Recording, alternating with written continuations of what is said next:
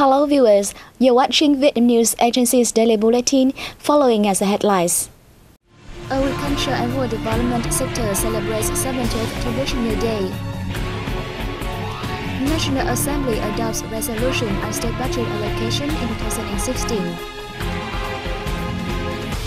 Vietnamese enterprises introduce high-quality products in Russia.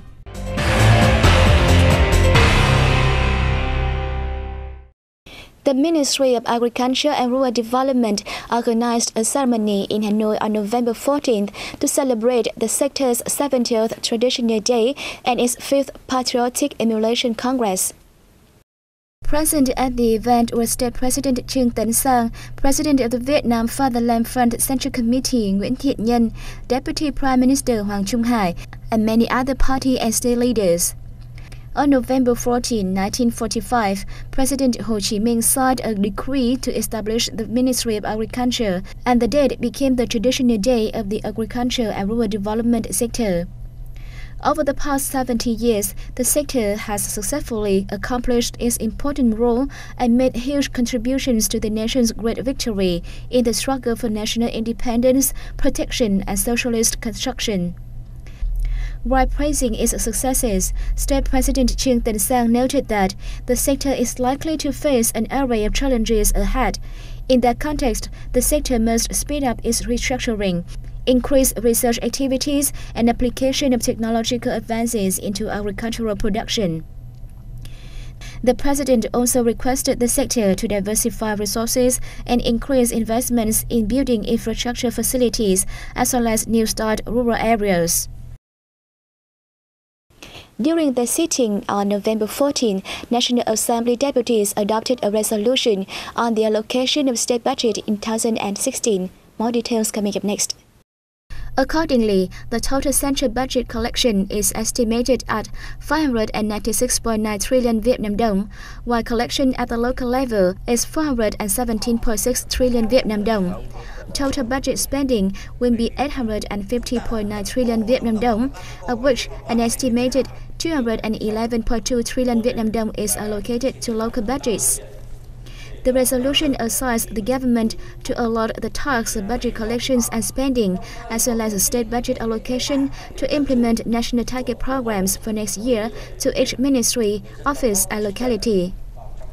The government needs to steer municipal and provincial people's committees to submit state budget collection and spending estimates to people's councils at the same level, while guiding ministries, sectors, and localities to distribute development capital with the priority given to major national programs and projects, and official development assistance and public-private partnership projects. We have received an update for our news bulletin. More in the followings. At the 25th Annual Workshop on Constraining Latent Conflicts in the East Sea, opening in Indonesia on November 13, Vietnam once again affirmed it has full historical and legal evidence for its sovereignty claim over islands in this sea. Head of the Vietnam delegation Nguyễn Minh Nguyệt said that Vietnam is worried about recent developments in the region, especially reef constructions and actions that change the status quo of several structures in the sea. The actions cause serious impacts on the environment and biodiversity while threatening peace, stability, and security in the region. Held annually since 1990, the workshop has created a forum for 10 ASEAN nations, China, and China's Taiwan to boost dialogue and carry out cooperation projects to minimize tensions.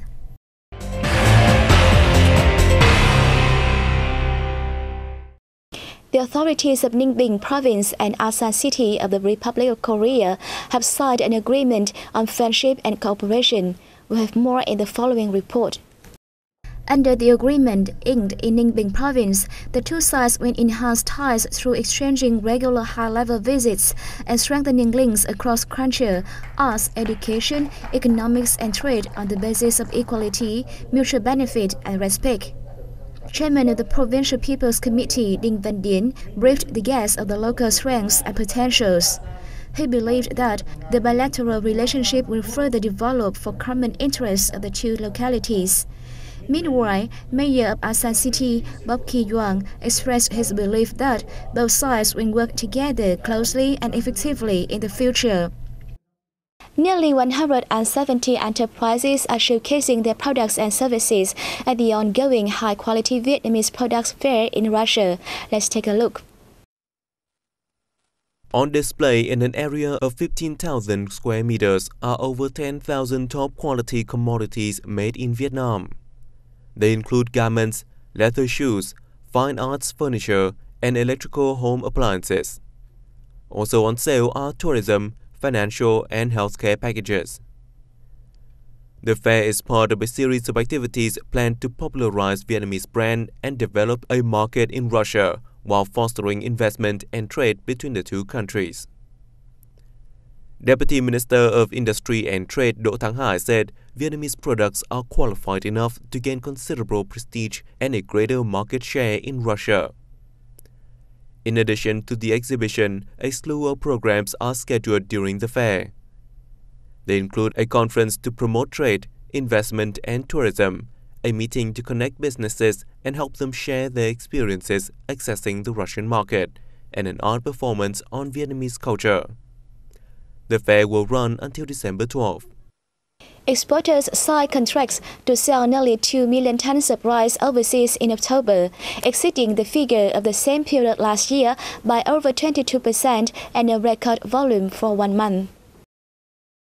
The outcomes is attributable to the winning of bids to sell more than 1.5 million tons of rice to the Philippines, Indonesia, and Cuba.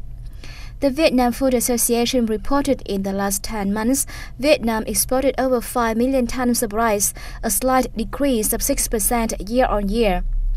Asia maintained its position as Vietnam's biggest rice importer, despite an annual decline of 11.2% in the market share to 71.58%.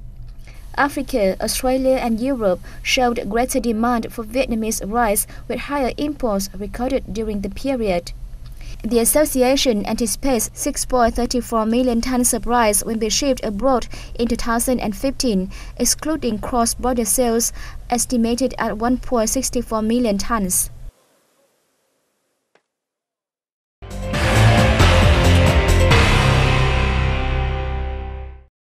The 20th World Police Music Festival opened in Ho Chi Minh City on November 14th. This is the second time Vietnam has hosted this event. The World Police Music Festival is designed to strengthen relations among countries and their police forces. This year's festival drew the participation of 219 policemen and artists from ceremonial music troupes from Vietnam, Singapore, New York of the United States, Tokyo, and Osaka of Japan. The troops joined a parade along the city's main streets, including Đồng Khởi, Tôn Đức Thắng, and Nguyễn Huệ. They were welcomed by a crowd of local residents. The festival is co-organized by the Vietnamese Ministry of Public Security and the Mainichi Shimbun, one of the major newspapers in Japan. Earlier in 2011, the capital city of Hanoi hosted the 16th event. Vietnam has been named top 8 best Christmas trips for solo travelers by the UK's prestigious magazine Wanderlust.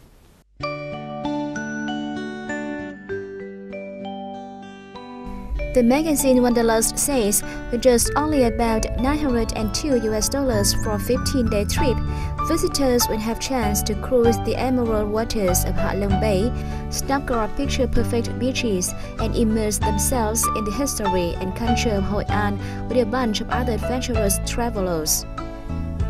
In addition, foreign visitors can float on the Mekong Delta on a private boat, then dock at a waterside village to meet a local family, feast on home-cooked Vietnamese food, bed down in their home, and ready to continue their adventure in Ho Chi Minh City the following day, Wanderlust suggested. Rounding on the list of top 8 are Mexico, China, South America, Myanmar, Morocco, Cuba, and East Africa. The Vietnam Book of Records proposed the Guinness World Record to treat Kiều, The Tale of Kiều, in terms of a literature work with the maximum national records. The work has just 5 records, such as the masterpiece that has made its author a world cultural figure, the only poetic story written not for telling fortunes, but one that has actually created a phenomenon of fortune-telling, and a book that poses a maximum riddles. The masterpiece has been translated into more than 20 languages and is cherished for its creativity, independent thinking, and distillation of Vietnamese culture. The Tale of Kieu is written by Nguyễn Du, the first Vietnamese to be honored as a world cultural figure, and is widely regarded as the most significant work of Vietnamese literature. If you visit Nghĩa Lộ town in the northern mountainous province of Yên Bái, you will be surprised to see that everybody here, from elders to children, can dance and weave.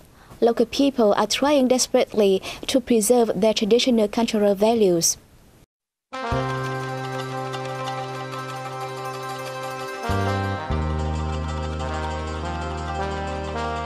Owning a large shopping kiosk in Mường Lò Market, Lý Thị Peng purchases and sells brocades made by local women. As usual, Peng has brought a list of ordered patterns to Paket village in Trung Tâm Ward, where nearly 40 families are weaving.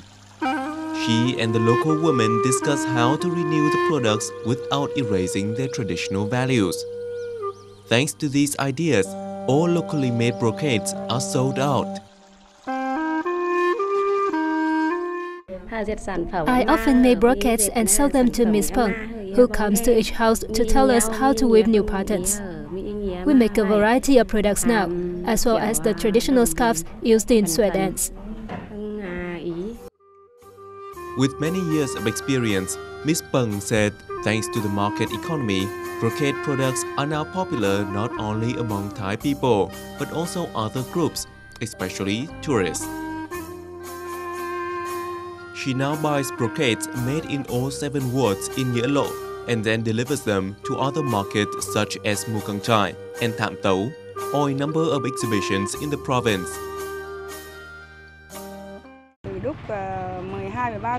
My parents passed down the shop on me when I was just about 13 years old. I have run my business since 2003. I order products from local people, helping them have more income during their leisure period after harvest time.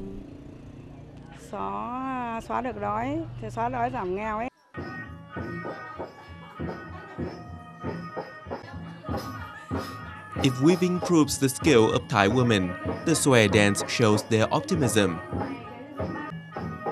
The house of Điêu Thị Siêng in Dale Phò village, Nghĩa An commune, is decorated with many certificates of merit which have been preserved carefully for years. She feels the most proud of those recognizing her as an artisan in 2011. Miss Siêng can master 6 kinds of Xòe dance and teaches them to young generation.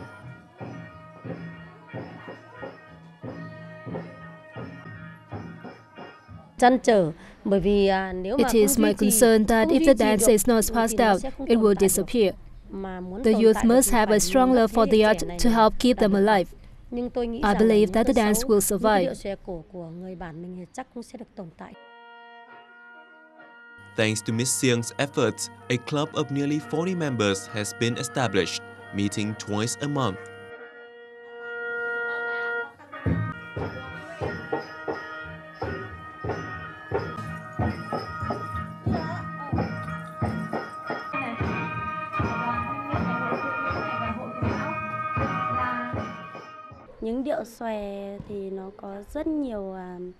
I have known little about the traditional dance, but I hope that the elders will help young people preserve the folk arts.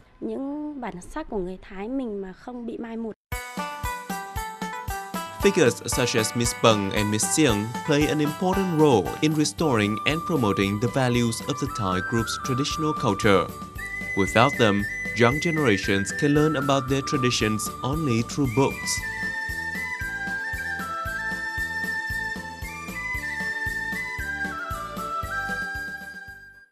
That has come to an end of our program. Thank you for watching and see you next time.